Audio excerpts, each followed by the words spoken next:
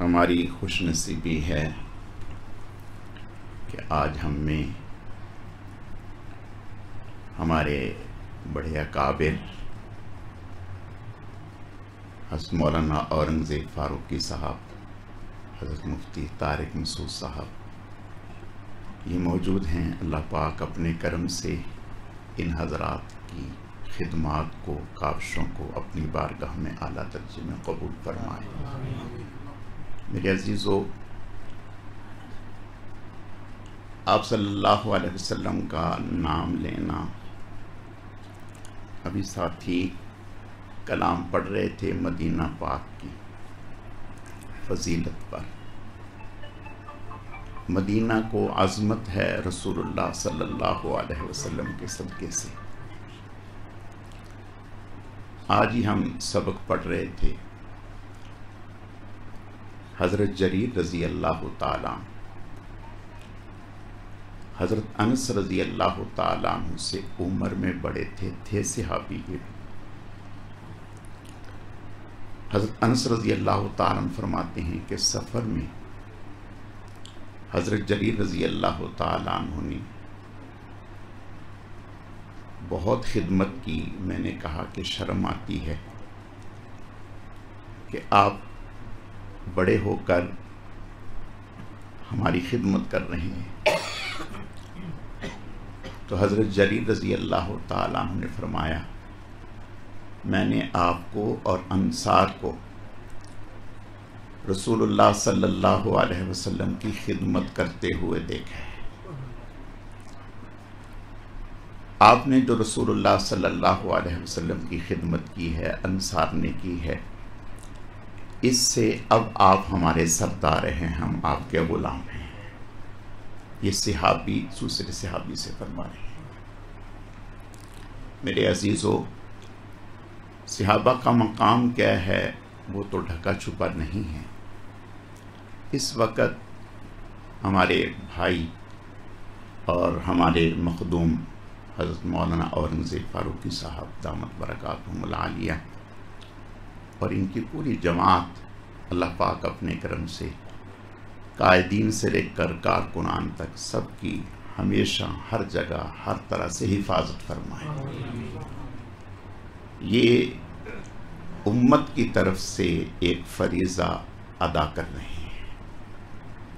صحابہ کرام رضوان اللہ علیہم اجمعین کی حفاظت کے لیے ہر وقت یہ اپنی جان کو ہتھیلی پہ رکھے ہوئے گھر سے نکلے ہیں، تو یہ یقین نہیں ہے کہ جس جگہ جا رہے ہیں وہاں پہنچنا ہے۔ یہاں سے نکلے ہیں تو یہ یقین نہیں ہے کہ جہاں جا رہے ہیں وہاں پہنچنا ہے۔ ذاتی کوئی غرض نہیں، صرف اور صرف رسول اللہ صلی اللہ علیہ وسلم، صحابہ کا دفاع، کوئی دشمنی، کوئی کچھ نہیں۔ انسان ہر چیز قربان کرتا ہے اپنی جان کے لیے، جان کی حفاظت کرتا ہے، لیکن یہ کیا لوگ ہیں کہ رسول اللہ صلی اللہ علیہ وسلم کے صحابہ کے لیے ہر وقت اپنی جان کو ہتھیلی پہ لیے پھر رہے ہیں۔ یقین جانیں ان حضرات کے پاس بیٹھنا، اور یہ بھی قیامت کے دن ہم اپنے لیے ذریعہ نجات سمجھتے ہیں۔ اللہ پاک اپنے کرم سے ان حضرات کی ہمیشہ ہر جگہ حفاظت فرمائے۔ اللہ پاک نے علماء دیوبند کو چن لیا، مختلف میدانوں میں، مختلف محاذوں پر اللہ پاک نے ہمارے اکابر کو کام دے رہے ہیں۔ ایک محاذ پر یہ کام کر رہے ہیں، ایک محاذ پر عالمی مجلس تحفظ ختم نبوت کام کر رہے ہیں، ایک محاذ پر حضرت مفتی طارق مسعود صاحب کام کر رہے ہیں۔ جتنے بھی اکابر ہیں سب اپنے اپنی جگہ پہ کام کر رہے ہیں۔ اللہ تعالیٰ سب کی محنتوں کو، خدمات کو، کوششوں کو قبول فرمائے۔ نظر بس سے اللہ تعالیٰ ہماری اور ہمارے ان اکابر کی حفاظت فرمائے۔ میں دل کی گہرائیوں سے ان حضرات کا شکر گزار ہوں کہ انہوں نے ہمیں وقت دیا اور آج کی اس مجلس کو رونق بخشی، عزت بخشی۔ بھائی اظہر صاحب کی طرف سے، بھائی اطہر صاحب کی طرف سے بھائی اختر صاحب کی طرف سے، اس پوری مجلس کی طرف سے ان حضرات کا تہ دل سے مشکور اور ممنون ہوں۔ رب کریم ان کی عزتوں میں، عظمتوں میں اور اضافہ فرمائے۔ اللہ تعالیٰ باطل کے مقابلے میں ہر جگہ ان کا حامی و ناصر ہو اور ان کی اللہ تعالیٰ مدد فرمائے۔ اب میں حضرت مفتی صاحب چند ہم سب کی خواہش ہے، حضرت مفتی صاحب انشاءاللہ تعالیٰ آپ ٹھیک ہے، مولانا اورنگزیب فاروقی صاحب کہیں جانا ہے تو حضرت پہلے گفتگو فرما لیتے ہیں، پھر اس کے بعد حضرت مفتی صاحب انشاءاللہ۔ اللہ رسول الکریم، اما بعد، اعوذ باللہ من الشیطان الرجیم، بسم اللہ الرحمن الرحیم۔ کنتم خیر امۃ اخرجت للناس تأمرون بالمعروف وتنہون عن المنکر،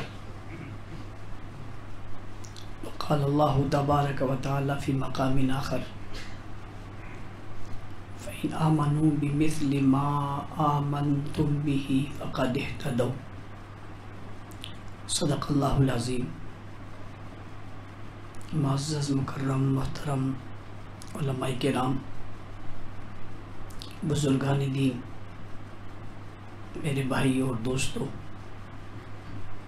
میں آپ کا بہت شکر گزار ہوں کہ آپ نے اس خوبصورت محفل میں یہاں مجھے مدعو کیا۔ حقیقت تو یہ ہے کہ میں اس قابل نہیں، ایسے بزرگوں کی موجودگی میں کوئی آپ سے اور آپ جیسے بزرگوں سے کوئی گفتگو کروں۔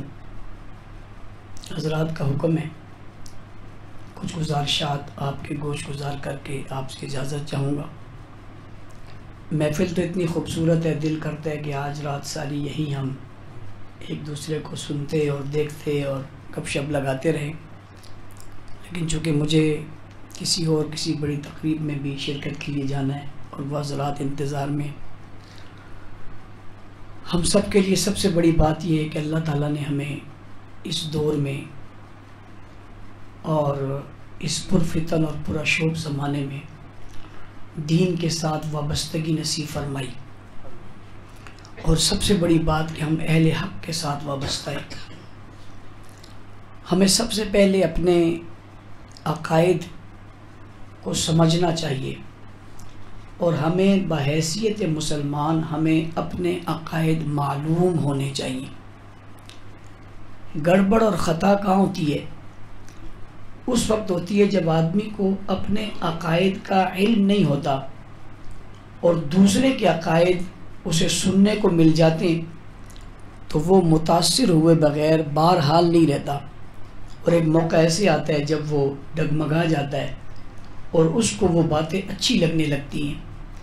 لیکن اگر ہمارے اپنے عقائد درست ہوں تو کبھی ہو ہی نہیں سکتا کہ کسی باطل کی کوئی بات ہمارے اوپر اثر کر سکے۔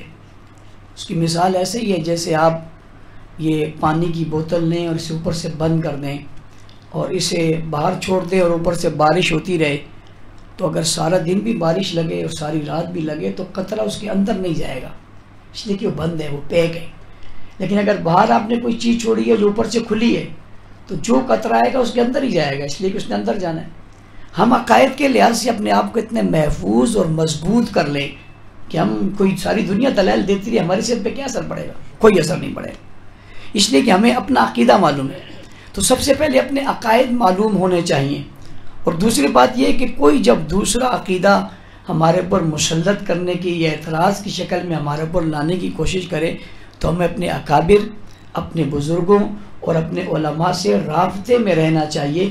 اس نسبت کی وجہ سے ہمارا بچاؤ ہو سکتا ہے، ورنہ جس فتنے کے دور میں ہم داخل ہو چکے ہیں یا جس اس فتنے کے شور میں ہم ہیں، میں سمجھتا ہوں اگر ہم نے اپنی نسلوں کو اور اپنے خاندان کو اور اپنے بچوں کو محفوظ نہیں کیا تو ہم کسی صورت میں بھی اس سیلاب سے بچ نہیں سکتے، یا ہمارے بچوں کو ملحد، زندیق، سیکولر اور کیا کیا بنا دیں گے جس سے ہمارے اعتماد اٹھتے چلے جائیں گے۔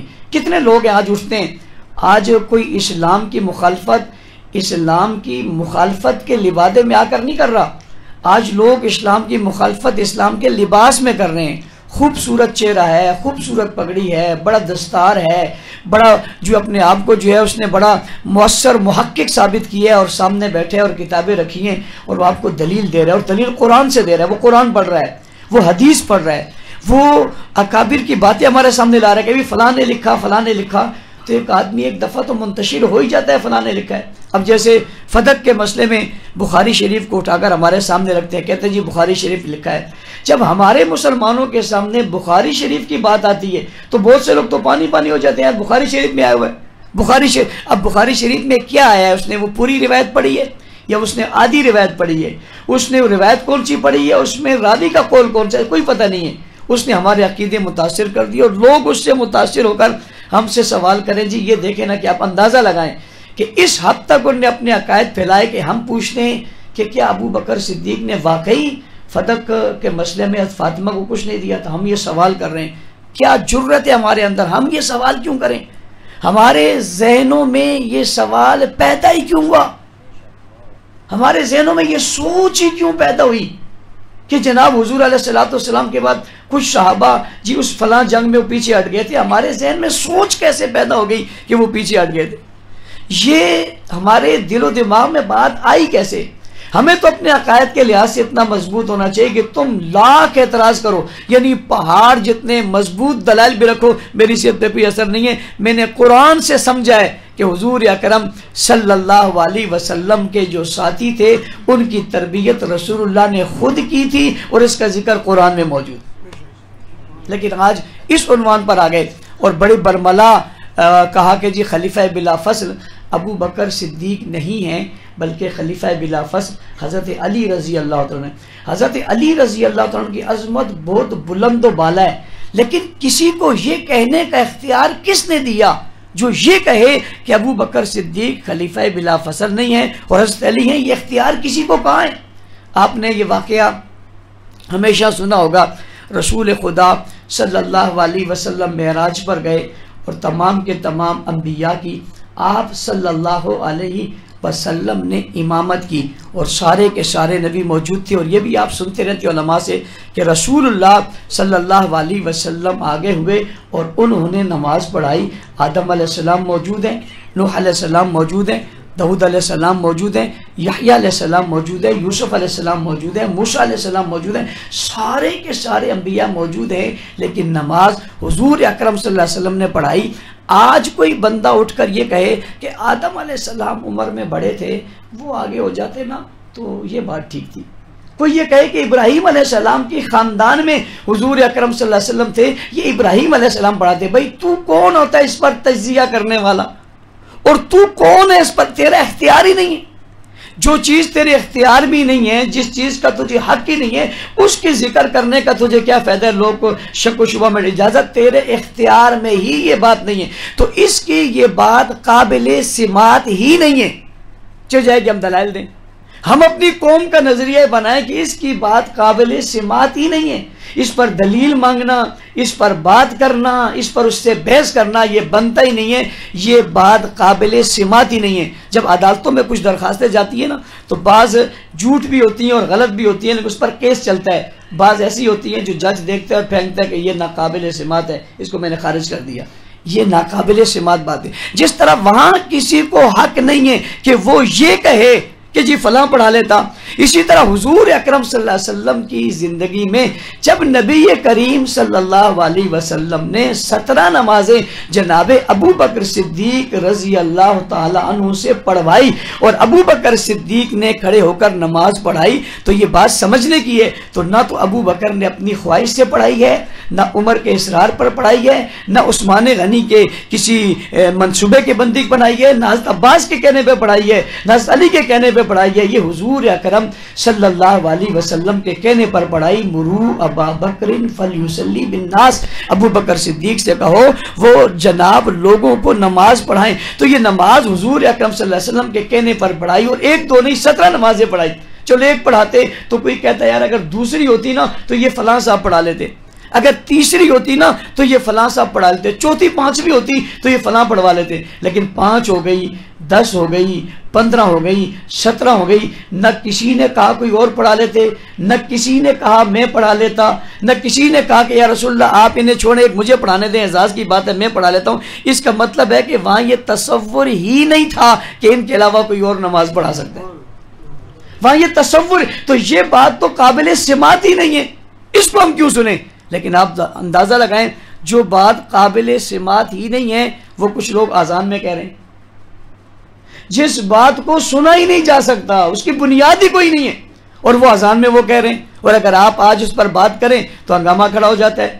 لیکن ہم جو ہیں ہم اس پر خاموشی اختیار کیے ہوئے۔ ایک بات اور سمجھیے، اہل تشیع نے اپنا مذہب لوگوں کو پڑھایا، اس میں کوئی شک نہیں، انہوں نے اپنے مذہب کی محنت کی ہے، اہل سنت نے بالخصوص ہم نے وہ محنت نہیں کر سکے۔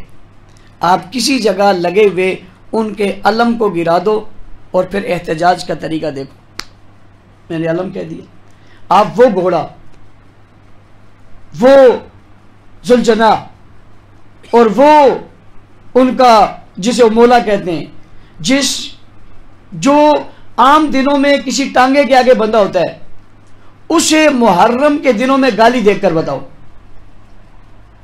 اس گھوڑے کو گالی دے کر بتاؤ۔ بزرگوں، میرے دوستوں، میرے بھائیوں، خدا کی قسم دل میں آگ لگتی ہے، اس گھوڑے کو کوئی گالی نہیں دے سکتا، ابو بکر کو گالی دی جا رہی، اس علم کو جو کپڑے کا ہے اس کی توہین کوئی نہیں کر سکتا، حضرت عمر کو برا کہا جا رہا ہے، حضرت معاویہ پر برسر میدان لعنت ہو گئی، اللہ اکبر، ابو بکر صدیق کی توہین کر کے نعوذ باللہ تکفیر کر دی، ابو بکر صدیق کی تکفیر کر دی۔ اگر ابو بکر مومن نہیں ہے تو کائنات میں مومن پیدا کون ہوا ہے؟ قرآن کہتا ہے کن تم خیر امہ، تم سب سے، یہ تم کون ہے؟ یہ امت کی ابتدا کون ہے؟ امت کی بنیاد کون ہے؟ امت کا آغاز کون ہے؟ امت بنی کہاں سے ہے؟ امت جڑی کہاں سے ہے؟ امت بڑی کہاں سے؟ امت پھیلی کہاں سے؟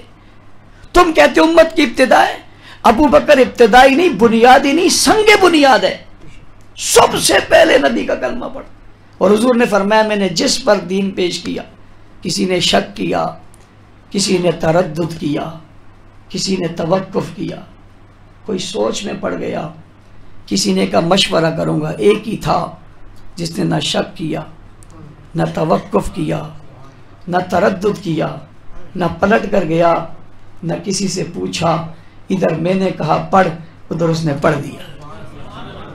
میرے بھائیوں، حضور تو کلمہ پڑھتے تھے لا الہ الا اللہ انی رسول اللہ، یہ کون تھا جس نے کلمہ پڑھا تھا لا الہ الا اللہ محمد رسول اللہ؟ یارو اسے نہیں چھوڑا، اس نے اپنے مذہب کی کیا تبلیغ کی کہ اس نے اپنے گھوڑے کو محفوظ کر لیا، کوئی توہین نہیں کر سکتا۔ ہم کیا کر رہے ہیں؟ ہم نے کیا کیا؟ ہمارا اول مسلمان، پہلا مسلمان، پہلا خلیفہ، اللہ کی قسم ابو بکر صدیق رضی اللہ تعالیٰ عنہ کی شان بیان کرے نا، انسان کہتا ہے یہ کتنے بلند تھے، سب کے دروازے اور کھڑکیاں بند کر دو سوائے ابو بکر۔ حضور فرماتے ہیں اللہ مجھ پر جتنے لوگوں نے احسان کیے، حضور فرماتے ہیں یہ آمینہ کے لال ہیں، یہ عبداللہ کے لخت جگر ہیں، یہ ساقی کوثر ہیں، یہ شافع محشر ہیں، جان جہاں ہیں، محبوب خدا ہیں، محمد مصطفیٰ ہیں، یہ احمد مشتبہ ہیں، یہ بدر الدجا ہیں، یہ رحمت للعالمین ہیں، یہ شفیع المذنبین ہیں، یہ خاتم النبیین ہیں، سید الاولین والآخرین ہیں، یہ راحت العاشقین ہیں، امام الاولین ہیں، امام الرسل ہیں، ختم الرسل ہیں، تاجدار مدینہ ہیں، تاجدار حرم ہیں، ابو بکر عمر عثمان و حیدر کے پیغمبر ہیں، یہ رقیہ زینب ام کلثوم اور فاطمہ کے ابا ہیں، یہ حسنین کے نانا ہے، یہ حسن کائنات ہیں، یہ جلال کائنات ہیں، یہ جمال کائنات ہیں، یہ روب کائنات ہیں، یہ دبدبہ کائنات ہیں، یہ خوبی کائنات ہیں، یہ صفت کائنات ہیں، یہ معجزات کائنات ہیں، یہ کرامات کائنات ہیں، یہ صدق کائنات ہیں، یہ عدل کائنات ہیں، یہ مقصود کائنات ہے، یہ مطلوب کائنات ہے. فرما کہہ رہے ہیں، کہتے ہیں اللہ میں نے مجھ پر جتنے لوگوں نے احسان کیا میں نے سب کے احسان کا بدلہ چکا دیا. اللہ ایک ابو بکر ایسا ہے جس نے مجھ پر اتنے احسان کیے، ربا میں اس کے احسان کا بدلہ نہیں چکا سکا. اللہ قیامت کے دن اس کے احسان کا بدلہ آپ ہی دینا. میرے بھائیو آپ کہتے ہو نا یہ حاجی صاحب وہ ہیں جنہوں نے مسجد بنائی ہے.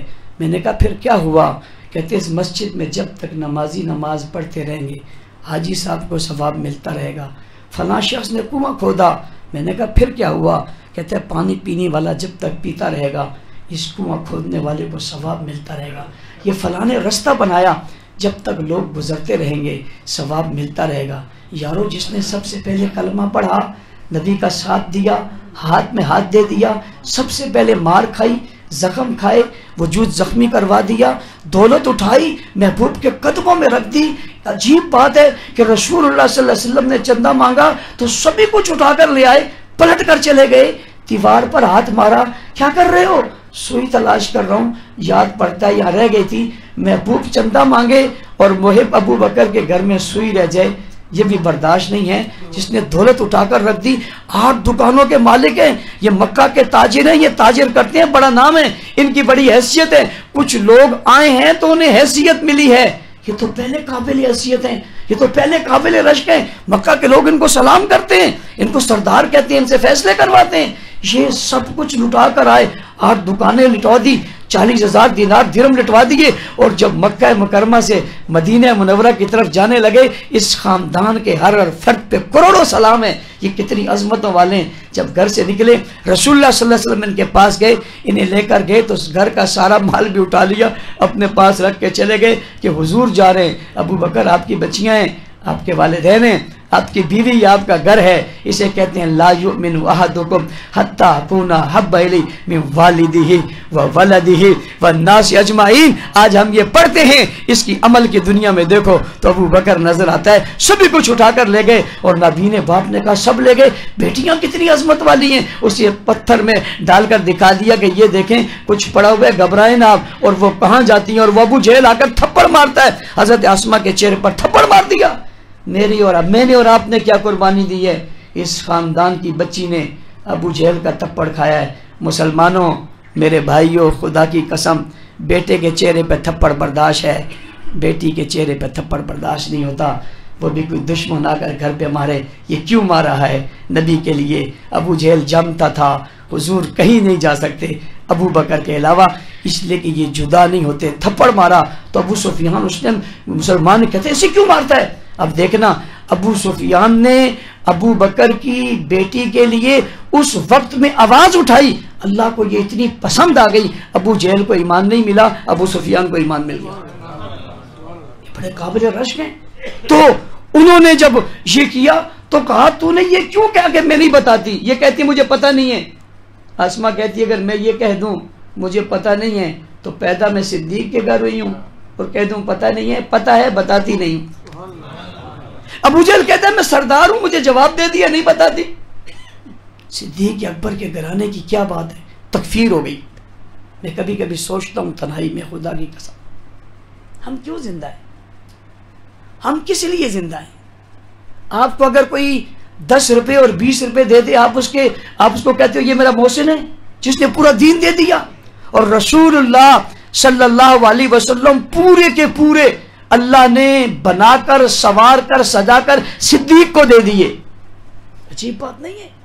ہجرت کے موقع پہ رسول اللہ صلی اللہ علیہ وسلم جس کے گھر پہ گئے وہ ابو بکر ہے، جس نے سواری کا بندوبست کیا وہ ابو بکر ہے، جو ساتھ چلا وہ ابو بکر ہے، جو پہاڑ کے اس کنارے پہ پہنچا وہ ابو بکر ہے، جس نے پہاڑ کی بلندی دیکھی اور نوکیلے پتھر دیکھے تو تڑپ کر کہا آقا اس پر آپ چڑھیں گے؟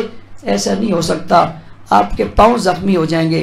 محبت کی دنیا میں کبھی آپ جائیے، غور کیجئے، پاؤں تو ابو بکر کے بھی تھے اور وہ بھی تو لوہے کے نہیں تھے نا، اس پاؤں میں بھی تو چمڑا تھا.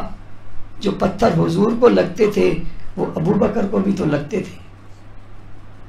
لیکن یہاں پاؤں کا خیال کیا ہے، یہاں تو وجود کا خیال ہی نہیں، آقا میرے کندھوں پر بیٹھے۔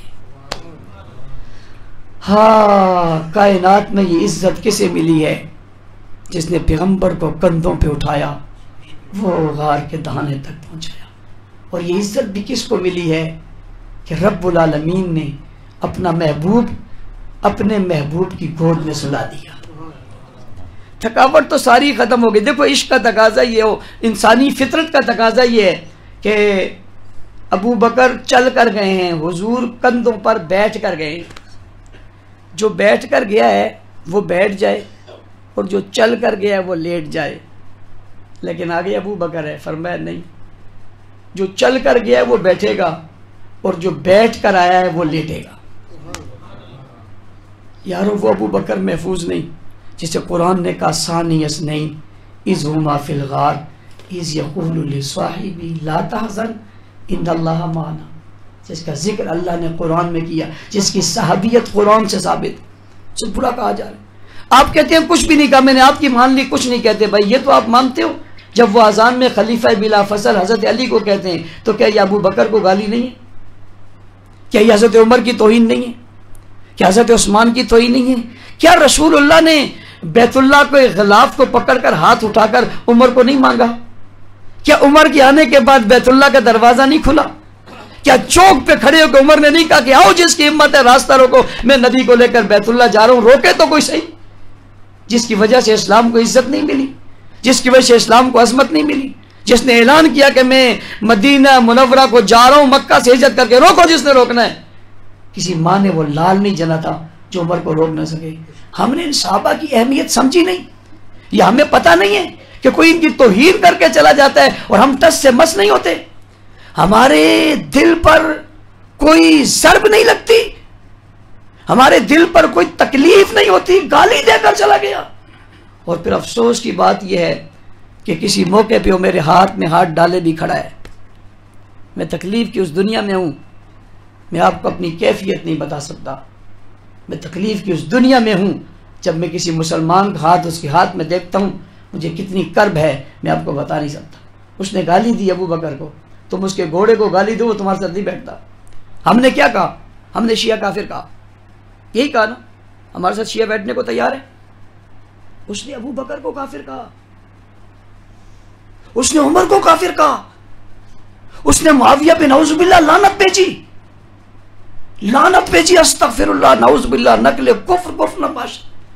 میں نے اسے کافر کہا، وہ تو غیرت مند ہوا، میرے ساتھ نہیں بیٹھتا۔ اور میں ان لوگوں کو کیا کہوں جس کا کاروبار، جس کی تجارت، جس کی لین دین، جی میرا بھائی ہے، جی میری مجبوری ہے، جی میری مشکل ہے، جی میں اپنی مشکل میں ہوں۔ تیری مشکل ہے، تیری ابو بکر سے کوئی رشتہ داری نہیں، تیری فاروق اعظم سے کوئی رشتہ داری نہیں، حضرت معاویہ سے کوئی رشتہ داری نہیں۔ کیا نہیں پہنچے، کیا نہیں دیا انہوں نے؟ یارو صحابہ نے تو سب کچھ دیا، لیا کیا ہے؟ کیا لیا ہے بتاؤ نا؟ ابو بکر نے کیا لیا؟ حکومت ملی تو کیا لیا حکومت میں؟ کہا جب میں مر جاؤں مجھے نئے کپڑوں میں کفن بھی نہ دینا۔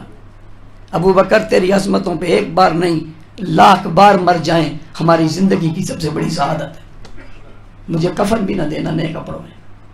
یہ بیوی نے کہا مجھے میٹھا کھانے کو دل کر رہا ہے، کھا لیں گے جب ہوگا، نہیں ہے کچھ ہے نہیں جو آپ کو میٹھا کھانے کے دوں، ہمارے تو ہر کھانے کے بعد میٹھا ہے، ہر کھانے کے بعد فروٹ ہے، یہ امیر المومنین ہے، خلیفۃ الرسول ہے، مسلمانوں کے حاکم ہے، نبی کے جانشین ہے، مصلی کے وارث ہے۔ کیا لیا انہوں نے؟ لیا کیا ہے؟ خدا کی قسم انہوں نے سب کچھ دیا۔ بیوی نے کچھ بچا بچا کر حلوہ پکا ہی لیا، فرمایا کہاں سے لائی ہو؟ ہاں تنخواہ میں سے اتنا بچا، فرمایا اس کا مطلب یہ ہوا ابو بکر اتنے میں گزارا کر سکتا ہے، بیت المال والوں میری تنخواہ اتنی کم کر دو۔ کیا لیا انہوں نے؟ سب بھی کچھ دیا ہے۔ جن نے سب کچھ دیا ان کی توہین ہو رہی ہے، ان کی تکفیر ہو رہی ہے۔ کوئی آدمی اپنے باپ کی توہین برداشت نہیں کرتا، کوئی آدمی اپنی ماں کی توہین برداشت نہیں کرتا۔ وہ عائشہ، صدیقہ، طاہرہ، مطہرہ، مبرہ، منزہ، عتیقہ، ادیبہ، خطیبہ، نفیسہ، عائشہ صدیقہ جو نبی کا حرم ہے، جو نبی کا لباس ہے، جس کی تصویر جبرائیل نے اللہ نے دی، جاؤ جا کر رسول کو بتاؤ، جس کا نکاح خود اللہ نے پڑھایا، جس کی نسبت اللہ نے رسول کے ساتھ کی، جو پیغمبر کے حرم میں آئی، جس کے بستر پر جبرائیل آ کر قرآن دیتا تھا، اس ماں کو نہیں چھوڑا، اس کی توہین کر دی، اسے برا بھلا کہا، اور کیا کیا باتیں میں آپ کو بتا نہیں سکتا، کلیجہ پھٹ جائے۔ اور یہ باتیں اب اے نہیں جو کتابوں میں لکھی ہیں، یہ سوشل میڈیا پہ آ رہی ہیں، سوشل میڈیا کے لوگ جانتے ہیں، یہ گالیاں کھلے عام سوشل میڈیا پہ دی جا رہی ہیں۔ ہمارا عقیدہ کہاں ہے؟ ہمارا ایمان کہاں ہے؟ ہمارا نظریہ کہاں ہے؟ ہم کب تک زندہ رہیں گے؟ قیامت کا ایک دن 50,000 سال کا ہے۔ قیامت کا ایک دن، مجھے ایک بندے نے کہا جی آپ اس رستے پہ چلے گئے ہو، آپ کی واپسی کا کوئی رستہ ہی نہیں ہے۔ میں نے کہا میں نے کبھی تلاش ہی نہیں کیا۔ واپسی کا رستہ وہ تلاش کرے جو غلط رستے پر چلے، میں کیوں تلاش کروں؟ مجھے تلاش کرنے کی کیا ضرورت؟ میں نے اس کو کہا 50,000 سال کا ایک دن ہے، ہم بہت جئیں گے تو 100 سال جئیں گے۔ آپ 100 سال جیو اور 50,000 سال میں سے نکالو تو 18 سیکنڈ بنتے ہیں۔ میں 18 سیکنڈ کے لیے بے ایمان ہو جاؤں؟ 18 سیکنڈ کے لیے بک جاؤں؟ 18 سیکنڈ کے لیے بات چھوڑ دوں؟ کیا ہو جائے گا؟ مر جائیں گے یار، مر جائیں، نہیں مر جائیں گے تو کیا ہو جائے گا؟ کیا لوگ نہیں مرے؟ سارا جہاں مرا ہے، لوگ مریں گے، ہم ان کی عزتوں پہ مر کر جیئیں گے۔ اور خدائی کے ساتھ میں جب پہلے پڑھتا تھا کہ خالد بن ولید دشمن کو کہتے تھے تمہیں اتنا شراب سے پیار نہیں ہے جتنا میں شہادت سے پیار ہے، میں کبھی کبھی سوچتا تھا جملہ کیا کہہ دیا۔ میں یقین ایمان کے ساتھ کہہ رہا ہوں، خدا کی قسم یہی صورت۔ کسی کو اپنی عیاشیوں سے، اپنے گھروں سے جتنی محبت ہے، اس سے زیادہ ہمیں صحابہ کی عزت پہ مرنے سے محبت ہے۔ عائشہ صدیقہ کی توہین ہوگی، جس کے لیے سورہ نور نازل ہوئی۔ دیکھو حضرت یوسف علیہ السلام پر الزام لگا تو گواہی بچے نے دی، حضرت مریم کی بات آئی تو گواہی حضرت عیسیٰ نے دی۔ عظمتوں پہ قربان جاؤں، بات پیغمبر کے حرم اور لباس کی آئی تو گواہی خود خدا نے دی، خدا نے گواہی دی۔ کتنی مقدسہ عورت ہے، کتنی عظمتوں سے مالا مال ہے، جسے رسول اللہ فرماتے ہیں عائشہ پانی دو، سیدہ عائشہ نے کاسا دیا، فرمایا پہلے خود پیو۔ سبحان اللہ، کیا بات ہے، پہلے خود پیو۔ حکم رسول تھا، سیدہ نے پی لیا، فرمایا بتاؤ کہاں سے پیا ہے؟ آقا کیا کرو گے؟ کہ آج نبی وہیں سے پیے گا جہاں سے عائشہ نے پی۔ کیا کرانا ہے؟ ان کی وجہ سے دین، آج ہم دیندار ان کی وجہ سے، ہماری داڑھی، ہماری نماز، ہمارا کلمہ، ہمارا روزہ، رب ذوالجلال کی قسم ان کی وجہ سے وہ مکہ اور مدینہ سے چل کر دنیا میں نہ پھیلتے، وہ دنیا کے کفر سے ٹکراتے نہ، وہ ظالم کے سامنے کھڑے نہ ہو جاتے، وہ امت نہ بنتے، آج امت کا تصور نہ ہوتا، امت کی سوچ نہ ہوتی، آج امت کا تصور، اس کی ابتدا صحابہ ہیں۔ ان کے بغیر کچھ ہمیں نہیں مل سکتا۔ آپ کسی بھی حدیث کی کتاب کو اٹھائیے، آپ صحابی کے بغیر نبی علیہ السلام تک پہنچیے، آپ نہیں پہنچ سکتے۔ اللہ نے تورات، زبور، انجیل وَكَتَبْنَا لَهُ فِي الْأَلْوَاحِ لکھ کر دی، قرآن لکھ کر نہیں دیا۔ تنزیل من رب العالمین نزل به روح الامین بما نزل علی محمد۔ اس کو مختصر جملوں میں یوں کہتا ہوں کہ اللہ نے یہ قرآن جبرائیل کو دیا، اور جبرائیل نے، اللہ نے جبرائیل کو دیا، جبرائیل نے حضور کو دیا، حضور نے کس کو دیا؟ اللہ نے لکھ کر بھی نہیں دیا، جبرائیل نے لکھ کر بھی نہیں دیا، حضور نے لکھ کر بھی نہیں دیا۔ بھائی یہ تینوں واسطوں سے لکھا ہوا نہیں آیا، لیکن جب ہمارے پاس آیا ہے تو لکھا ہوا ہے۔ یہ کون سے ہاتھ تھے؟ فی صحف مکرمہ مرفوعات مطہرہ بایدی سفرہ کرام بررہ۔ یہ اتنے مقدس ترین طبقہ ہے، انہوں نے لکھا، ان کے پوروں کا ذکر بھی اللہ نے قرآن میں کر دیا۔ اللہ نے یہ دیا حضور کو، اللہ نے دیا جبرائیل کو، جبرائیل نے دیا حضور کو، حضور نے دیا صحابہ کو، اور صحابہ نے لکھ کر دیا پوری امت کو۔ یہ امت نہیں ہے تو کون امت ہے؟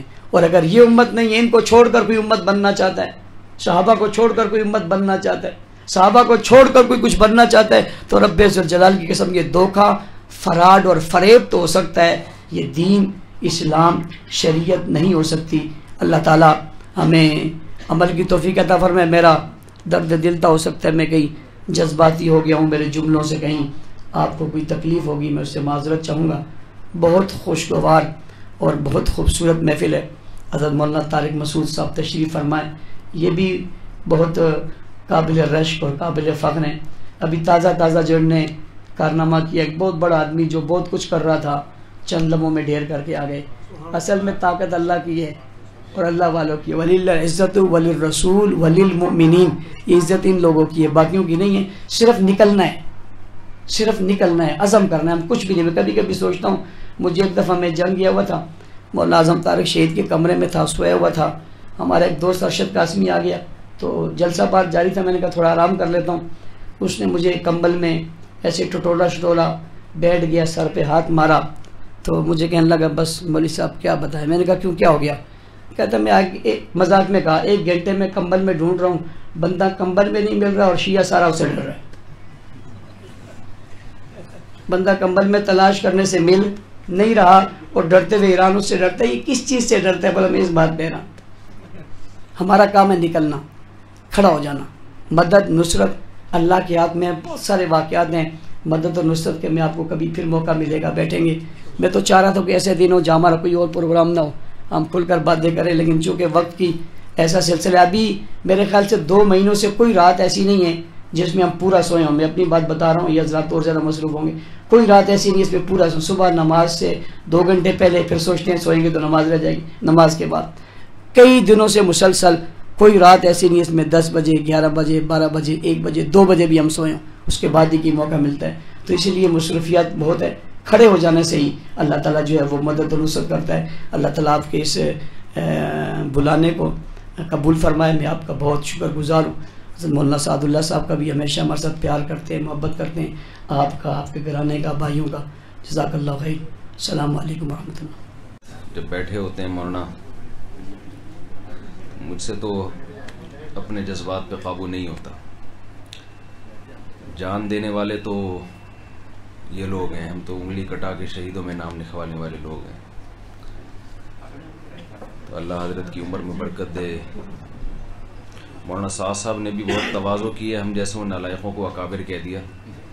یہ قرب قیامت ہے، ان تلد الامۃ ربتہا. حدیث میں آتا ہے قرب قیامت میں باندی اپنے آقا کو جنے گی. تو جو بزرگ ہیں نا وہ اپنے چھوٹوں کو بزرگ بنا کے پیش کریں گے.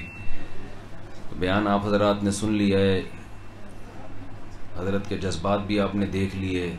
قربانیاں تو سب کے سامنے ہیں ہی.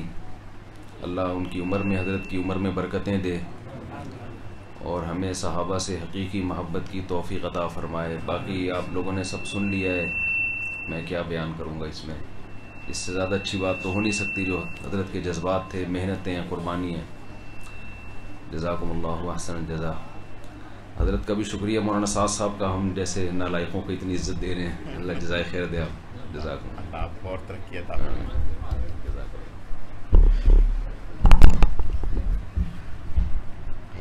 تو ابھی بزرگ لوگ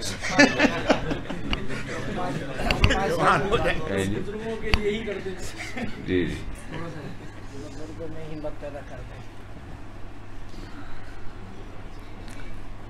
بس بیان ماشاءاللہ بہت اچھا ہو چکا ہے صحابہ کی عظمت پہ. صحابہ کی جتنا اچھا حضرت نے کہا اس کا تو ہم مشر اشر بھی نہیں کہہ سکتے کہ ان کی محنتیں، قربانیاں ہیں. ہم تو سننے کے لیے آئے تھے یہاں پہ کہ شاید ہمیں بھی کچھ فائدہ ہو جائے. اللہ تعالیٰ ہمیں بھی عمل کی توفیق دے. یہاں جو میزبان ہیں، کیا نام ہے ان کا جن کا گھر ہے یہ؟ اختر بھائی. اللہ ان کی وجہ سے ایک دفعہ ہمارے جہاز بھی نکلا ان کی چائے میں. محبت تھی، زبردستی حضرت نے چائے پلائی اور ہماری فلائٹ مس ہو گئی. اس لیے ہمیں ہمیشہ یاد رہیں گے انشاءاللہ. بعض کام الٹے ہوتے ہیں مگر اس کی بنا اچھی ہوتی ہے. بعض کام الٹے ہوتے ہیں. نبی صلی اللہ علیہ وسلم نے ایک دفعہ دودھ کا پیالہ نوش کیا تو آپ کے دائیں طرف ایک نوجوان تھا، نوجوان صحابی تھے کم عمر، اور بائیں طرف حضرت ابو بکر تھے. تو آپ صلی اللہ علیہ وسلم نے دودھ پی کے، آپ کی عادت تھی کہ ہمیشہ دائیں طرف سے شروع کرتے تھے. تو اب دیکھا کہ دائیں طرف دوں گا تو وہ نوجوان ہے اور ادھر ابو بکر کا حق مارا جائے گا. تو آپ نے ان صحابی سے فرمایا کہ تم اجازت دے دو کہ میں ابو بکر کو دے دوں. تو انہوں نے فرمایا واللہ لا افضل علی سور رسول اللہ احد صلی اللہ علیہ وسلم. فرمایا اللہ کی قسم میں نبی کے جھوٹے پر کسی کو ترجیح نہیں دوں گا. اب ہے تو یہ نافرمانی. نبی کے حکم کی خلاف ورزی ہو رہی ہے، آپ فرما رہے ہیں اجازت دو تاکہ میں ان کو دوں، وہ کہہ رہے ہیں اللہ کی قسم اجازت نہیں دوں گا. ہے تو مخالفت، نبی کی نافرمانی، مگر اس کی بیس کیا ہے؟ نبی سے عشق اور محبت. تو نقصان تو ہوا، جہاز بھی نکل گیا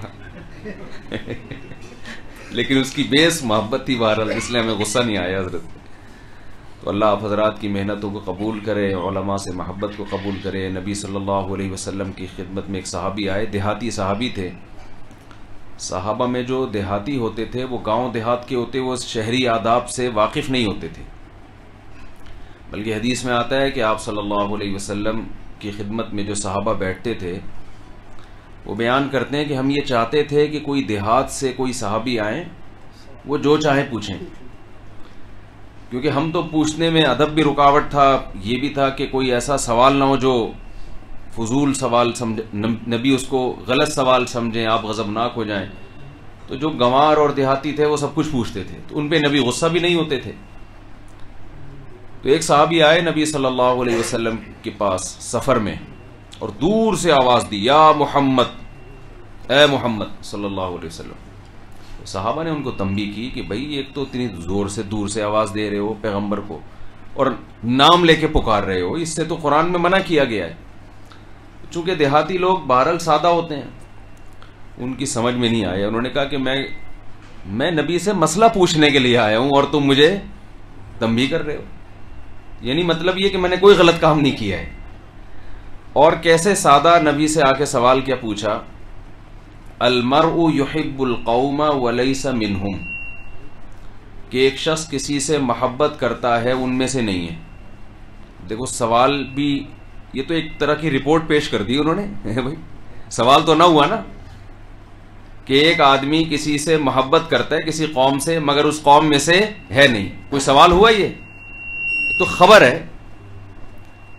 لیکن اتنے سادہ تھے کہ ان کو سوال بھی نہیں کرنا آتا تھا کہ بھائی جو پوچھنا چاہ رہے ہیں وہ تو کلیئر کریں نا، بس ایک خبر دے دی انہوں نے، المرء يحب القوم وليس منهم، ایک آدمی کسی قوم سے محبت کرتا ہے مگر اس قوم میں سے نہیں ہے.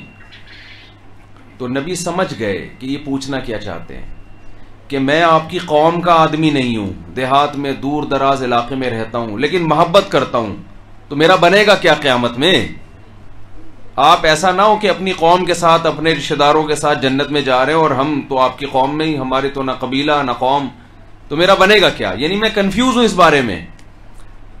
تو آپ صلی اللہ علیہ وسلم سمجھ گئے یہ سوال یہ پوچھنا چاہ رہے ہیں کہ ایک آدمی کسی قوم سے محبت تو کرتا ہے مگر اس قوم کا ہے نہیں، تو اس کا بنے گا کیا آخرت میں؟ کدھر شمار ہوگا، اپنی قوم کے ساتھ یا جس سے محبت کر رہا ہے؟ تو نبی نے سوال کو نہیں دہرایا، سوال سمجھ گئے، جواب دیا. فرمایا المرء مع من احب یوم القیامہ، جس سے محبت کرو گے قیامت کے دن اسی کے ساتھ ہوگے. تو علماء سے محبت، اہل اللہ سے، اہل حق سے محبت، یہ کوئی معمولی چیز نہیں ہے، یہ قیامت کے دن کام آئے گی. اور قرآن مجید کی جو آیت ہے نا، یا ایھا الذین آمنوا من یرتد منکم عن دینہ فسوف یأتی اللہ بقوم یحبهم ویحبونہ. اب آیت دیکھیں کتنی عجیب ہے. اے ایمان والو، تم میں سے جو دین سے پیچھے ہٹے گا، مرتد ہو جائے گا، تو اللہ ایسی قوم کو پیدا کرے گا جو اللہ سے محبت کرے گی، اللہ اسے محبت کرے گا. اب دیکھیں ہونا تو یہ چاہیے کہ آیت یوں ہو کہ اے ایمان والو، جو تم میں دین سے پیچھے ہٹے گا تو اللہ ایسی قوم پیدا کرے گا جو پیچھے نہیں ہٹے گی. یہ ہونا چاہیے نا. میرا خیال ہے میں ایسا سمجھا نہیں پا رہا بات. آیت کا اسلوب، بلاغت کا تقاضا یہ ہے بظاہر کہ اے ایمان والو، تم میں جو مرتد ہو جائے، دین سے پیچھے ہٹ جائے، تو اسلام کو نقصان نہیں ہے، اس لیے کہ اللہ ایسے قوم کو پیدا کرے گا جو دین سے پیچھے نہیں ہٹیں گے. ہونا یہ چاہیے نا. لیکن آیت کا اسلوب کیا ہے؟ اے ایمان والو، جو دین سے پیچھے ہٹے گا تو اللہ ایسی قوم پیدا کرے گا جو اللہ سے محبت کرے گی. اس میں اشارہ ہے کہ وہ جو پیچھے ہٹے تھے نا، وہ دلائل کی کمزوری کی وجہ سے نہیں، وہ محبت کی کمی کی وجہ سے ہٹے تھے. دلائل تو سب کے پاس ہوتے ہیں. ابو جہل کو بھی پتا تھا، ابو لہب کو بھی پتا تھا کہ محمد صلی اللہ علیہ وسلم اللہ کے رسول ہیں. فرعون کو بھی پتا تھا کہ موسیٰ اللہ کے پیغمبر ہیں، اتنی نشانیاں دیکھ لی تھی. جو مرتد ہوتا ہے دلائل کے لحاظ سے کنفیوژن نہیں ہوتی، محبت کی کمی کی وجہ سے انسان اسلام سے ہٹتا ہے. تو اس سے پتہ چلتا ہے کہ اگر آپ ایمان پہ قائم رہنا چاہتے ہیں تو اللہ سے، اللہ کے رسول سے، اہل اللہ سے، علماء سے، صلحاء سے، بزرگوں سے محبت قائم رکھنی پڑے گی تو دین پر قائم رہیں گے. محبت ختم ہو گئی تو دلائل کی دنیا میں کوئی بھی آپ کو الجھا کے آپ کے دین اور مذہب سے دور کر سکتا ہے. یہ علماء کی محبت، اہل اللہ کی محبت، یہ بہت بڑی اللہ کی نعمت ہے. اللہ تعالی ہم سب کو عطا فرمائے اور عمل کی توفیق عطا فرمائے. جزاکم اللہ. نہیں آپ دعا فرمائیں.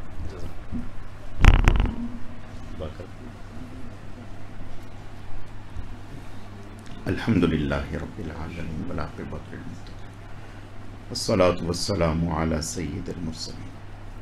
الف لام میم اللہ لا الہ الا هو الحی القیوم وعنت الوجوہ للحی القیوم وإلہکم الہ واحد لا الہ الا هو الرحمن الرحیم واللہ الذی لا الہ الا هو عالم الغیب والشہادہ هو الرحمن الرحیم واللہ الذی لا الہ الا هو الملک القدوس السلام المؤمن المہیمن العزیز الجبار المتکبر سبحان اللہ عما یشرکون واللہ الخالق البارئ المصور له الاسماء الحسنى یسبح له ما فی السماوات والارض وهو العزیز الحکیم.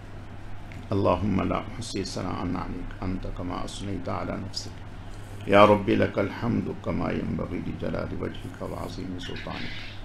اللہم لک الحمد کما انت اہل فصل علی محمد کما انت اہل وفعل بنا ما انت اہل فانک اہل التقوی واہل المغفرہ رب اغفر وارحم وانت خیر الراحمین. اللہم انک عفو کریم تحب العفو فاعف عنا. اے اللہ اپنے کرم سے، اپنی رحمت سے، اپنے فضل سے آج کی اس مبارک مجلس کو اپنی بارگاہ میں اعلیٰ درجے میں قبول فرما لیجیے. اے اللہ قبول فرما لیجیے. اے اللہ قبول فرما لیجیے. یا اللہ پاک آج کی اس مبارک مجلس میں ہمارے بڑوں نے جو بیانات کیے، اے اللہ اپنے کرم سے انہیں اپنی بارگاہ میں اعلیٰ درجے میں قبول فرما لیجیے. اے اللہ قبول فرما لیجیے. کمی کوتاہیوں کو معاف فرما دیجیے. یا اللہ پاک ہمارے تمام اکابر کی، اسلاف کی، علماء حقہ کی ہر جگہ، ہر گھڑی، ہر آن، ہر میدان میں اے اللہ حفاظت فرما دیجیے. اے اللہ حفاظت فرما دیجیے. اے اللہ دائیں سے، بائیں سے، آگے سے، پیچھے سے، ہر طرح سے، ہر سازش سے حفاظت فرما دیجیے. اے اللہ اپنے کرم سے، اپنی رحمت سے، اپنے فضل سے ہمیں اپنے اکابر کے ساتھ یا اللہ پاک دل و جان سے وابستہ رہنے کی توفیق عطا فرما دیجیے. اے اللہ مستحکم طریقے سے اپنے بڑوں کے ساتھ لگے رہنے کی، جڑے رہنے کی توفیق عطا فرما دیجیے. اے اللہ ہمارے ہر عمل میں اخلاص پیدا فرما دیجیے. اپنی رضا نصیب فرما دیجیے. یا اللہ پاک آج کی اس مبارک مجلس کے انعقاد میں بھائی اظہر صاحب، اختر صاحب، ان کے تمام گھر والے، اہل خانہ، اے اللہ ان کو دنیا اور آخرت میں اپنی شایان نشان اجر بدلہ اور ثواب عطا فرما دیجیے. ان کے مال جان میں، رزق میں برکتیں عطا فرما دیجیے. یا اللہ پاک اپنے کرم سے جس طرح سے یہ علماء حقہ سے محبت کرتے ہیں، اللہ اس کا بدلہ انہیں، ان کی اولادوں کو دنیا اور آخرت میں اپنی شایان نشان نصیب فرما دیجیے.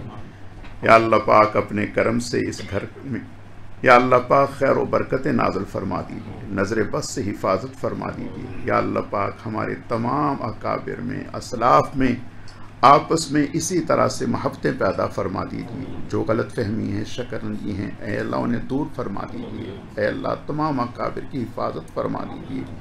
ان کی محنتوں کو، کاوشوں کو قبول فرما دیجیے. یا اللہ پاک جو عزائم ہیں اپنے کرم سے انہیں اپنی بارگاہ میں قبول فرما لیجیے. اے اللہ انہیں پایہ تکمیل تک پہنچا دیجیے. اے اللہ ہم سب کی تمام دعاؤں کو قبول فرما لیجیے. اللہم صلی علی محمد کما تحب و ترضی له. سبحان ربک رب العزت عما یصفون وسلام علی المرسلین والحمد للہ رب العالمین برحمتک یا ارحم الراحمین.